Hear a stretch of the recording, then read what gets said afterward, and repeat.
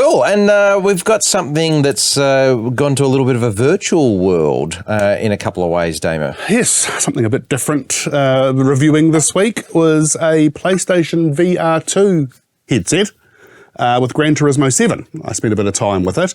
Yep. And it is really quite remarkable. Yeah. It is such a huge step up from the previous generation one. So you've had VR1 Yes. with Gran Turismo. Yes. What's the improvements like? Oh, the graphics for a start. It's just that the resolution is much, much higher.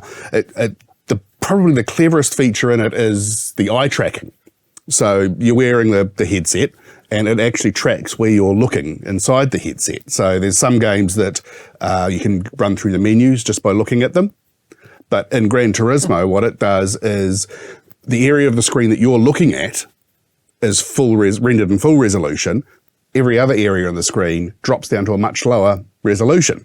You can't see it because you're not looking directly at it. And as soon as you look at it, if someone's watching the telly from the outside, watching you play, they'll see the resolution changing on the screen.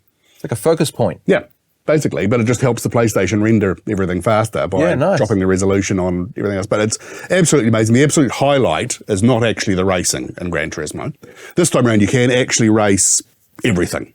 Every race, every car is available to be used in VR, unlike the previous generation one where it was only certain races and certain cars. Mm-hmm. But you can also go into your garage and look at your cars in VR, and it is spectacular. I'm the doing detail. That Porsche 959. Yeah, I know you'll be. I'll be there for hours. Yeah, I don't want to think about that. But the level of detail is remarkable, which leads us nicely into my second news piece, which is that Skoda in New Zealand has just started having virtual reality showrooms, basically, in its showrooms for the ENIAC IV. So you go into the physical showroom? You go into the showroom, they pop a virtual reality headset on you, and you can look all around the car, you can spec it to hair like. It's simply down to supply constraints.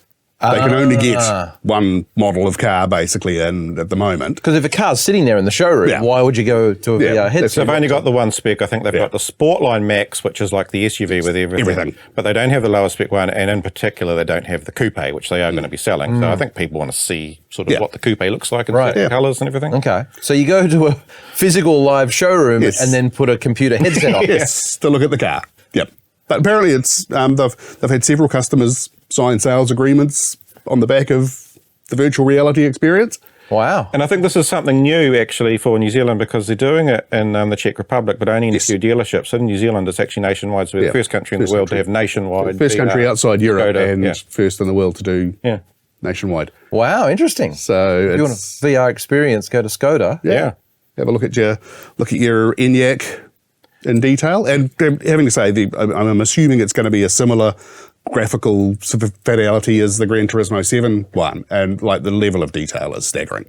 Yeah, right. Absolutely amazing. Okay. So Dean would go into the showroom and he'd put the headset on and he'd go, yep, that's fine. Can you show me the coupe next to a Porsche 959 just to compare the scale? Yeah. Yeah, definitely do that. That was my big news of the week, 959 being launched on GT7. I mean, nothing else mattered. Well, I would argue the Toyota Alphard GT7 was far more.